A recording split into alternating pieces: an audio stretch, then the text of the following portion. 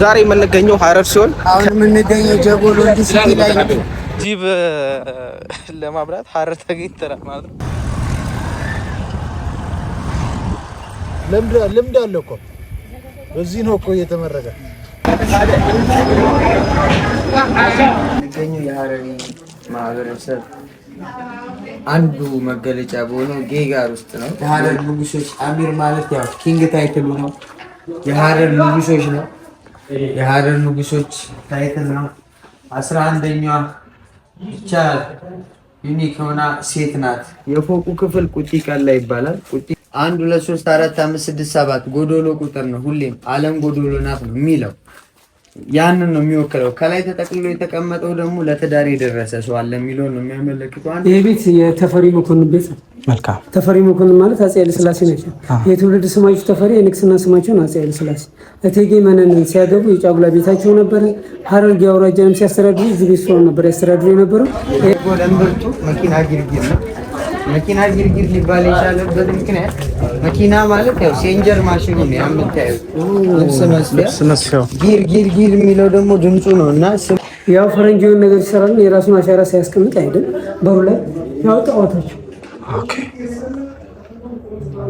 ዞኑ አለ። ዙሪያ ላይ ደግሞ ጽሑፍ አለ። ዝቤት ዘደጃዝማች ተፈሪ መኮንን ሀረር ገዢ አውራጃ 1903 የሚለው ይሄ አፄ ቴዎድሮስ ነው። ጥሩ የጎበዝ ጎራዴ ለወንደን የሚል ጽሑፍ አለ። ሶስተኛ ላይ ደግሞ ያለ የዳግማዊ ምኒልክ ጎራዴ ነው። ጠመንጃም የዳግማዊ ምኒልክ ጠመንጃ ነች። ነፍጥ ትባላለች። ነፍጠኛ የሚለው ቃል ከዚህ ነው የመጣው። ጀጎል ውስጥ ዋናው አደባባይ ይሄ ነው። ፈረስ መጋላ ይባላል። ጥንታዊ ሳንቲሞች ናቸው። ሀረር ከአክሱም ቀጥላ የራሱ ሳንቲም የነበራት ነው። በጣም ባለቅኔ ፎቶግራፈር አርተር ራምቦ ሚዜም ነው። ራምቦ እንግዲህ እዚህ ቤት ውስጥ ለ11 ዓመት ያልኖሯል። ይህ መስጊድ ለየት የሚያደርገው ነገር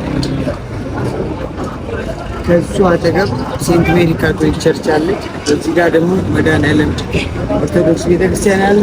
መሀል ላይ ደግሞ ጃሚ መስጊድ አለ። እነዚህ ሶስቱ የተለያዩ ቤተ እምነቶች በ150 ሜትር አጠቃላይ ርቀን ነው የሚኖሩ። በዚህ መሀል 3 ቤተ እምነቶች በአንድ ላይ ሲኖሩ ምንም አይነት ሃይማኖታዊ ግጭት ተፈጥሮ ስለማያውቅ በዩኔስኮ ሀረር የፍቅር የመቻቻል ተምሳሌት የሚለውን እውቅና እንድታገኝ አስችሏታል ማለት ነው። ቪክቶር በልዑል ራስ መኮንን የጦር መሪነት ነበር ወደ ሀረር የዘመተው። እዚህ ጋር ደግሞ ንጉሥ ኃይለ ሥላሴ ናቸው። በ18 ዓመት እድሜያቸው ላይ ሳሉ 18ኛው እድሜያቸው ላይ ነው። ቱር ጋይድ ነው ቃላት። ስለዚህ ከእሱ ጋር ሆነን ሀረርን ከሀ እስከ ፐ አብረናት እናያለን ማለት ነው።